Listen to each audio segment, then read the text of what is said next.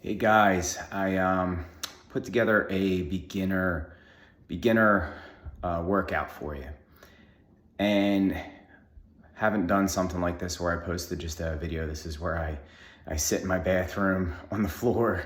You can see around me in front of the tub here, and where I meditate at after my workouts, where I do my breath work. I think that's just as important as your physical activity, your mental well-being, whether it be through prayer, whether it be through meditation, whether it be through breath work, whether it be through yoga, your diet, taking care of yourself is all just as important. You know, you guys see a 4-minute video of a circuit that I'm running, but there's so much more that goes into that. And once again, I'm not a master of any of this. I'm a student of this game.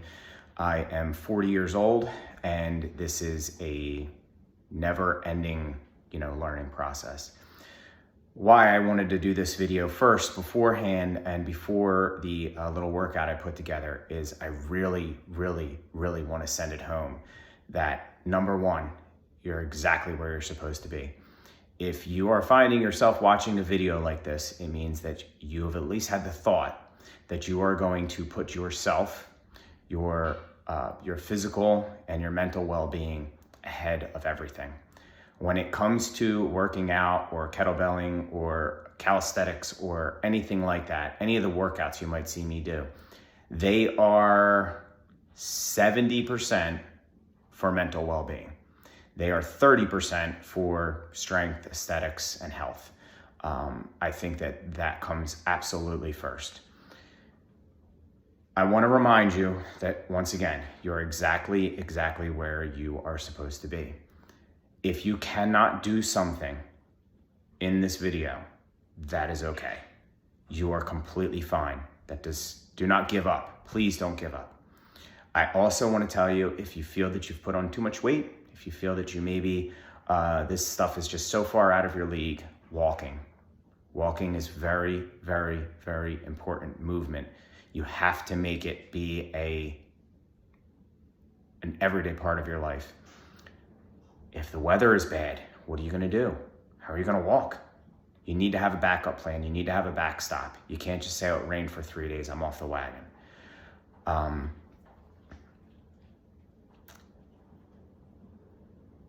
really want to push like a positive, good message forward. I know some of the stuff you might see seems, difficult or advanced.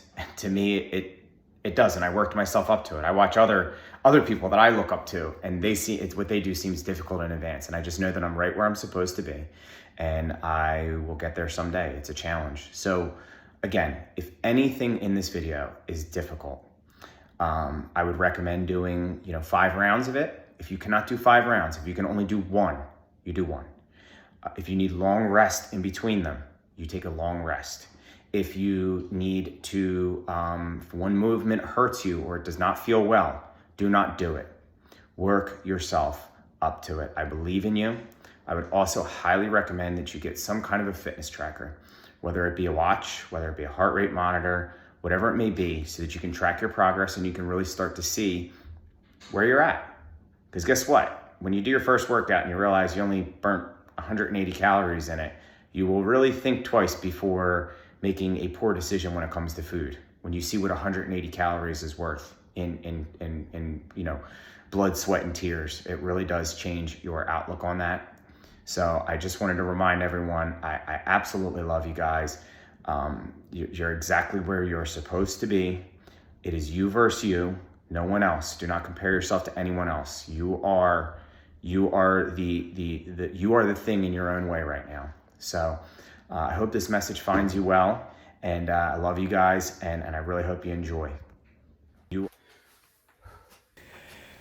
Good morning, good afternoon, or good night, whatever time you may be watching this video.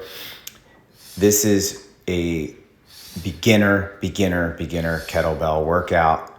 I've been asked a lot to put something together that's just purely for beginners. This is a single bell workout, whatever weight you have, whatever experience.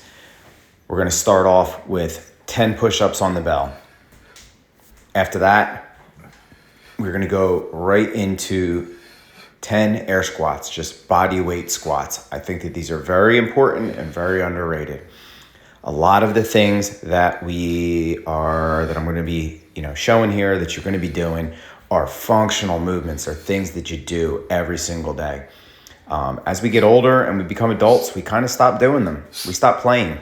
I guarantee your children can might be able to hang on the monkey bars longer than you and climb a rope or climb a tree in a different way, than you can. Simple stuff, but it might not be simple for you, and that's okay. Whatever you can do, we're just going to do it. We're going to go in to 5 swings on the right side, 5 swings on the left side, and 10 two-handed swings. If you can't do a hand-to-hand swing, like can't go from your right to your left, park the bell and just do the other ones. Move over to the other hand. The next movement is going to be an overhead press. This is from the rack position.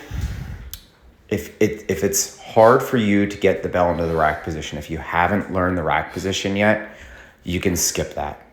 If you don't feel confident doing it, do not do it.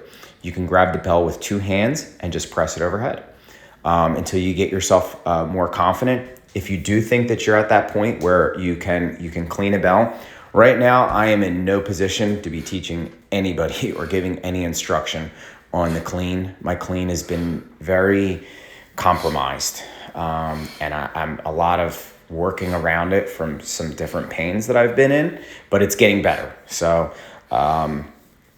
we're going to do 5 presses on each side. Remember to take as much of a break in between this as you can. I would recommend 5 rounds of this. That would be a great workout. If you cannot do 5 rounds, you do 2. Whatever you can do, you're exactly where you're supposed to be. These are also movements we do every single day. Almost everything in kettlebelling revolves around all of these movements that I'm showing you. This is going to be a single-armed deadlift. Explode up, slow down. If you're in any pain, do not do it or adjust. After we do those two deadlifts there, we are going to grab the bell by the horns, squat down to get it, and explode it up into a goblet squat. After we do the goblet squat, you're going to let the bell down. Let it down slowly. Think of it as a 2-handed deadlift now. You're going to let it down slower. This for five reps. 1 deadlift one side, 1 deadlift the other side, and then that squat, and then down 5 times. After this, we're going to ramp the heart rate back up again before we finish out this circuit. So we're going to do 5 hand-to-hand swings, or 5 swings on one side, 5 swings on the other side, and then back to 5 swings on one side, and then back to 5 swings on the other side. It'd be 20 swings total. If you do not think that you can do 20 swings total, do not do 20 swings total. I parked the bell there. I kind of got the thought in the middle of my head, that it wouldn't be the best way to park a bell, what I showed you there. It is somewhat of an intuitive feeling. So I really hope you guys like this. Enjoy.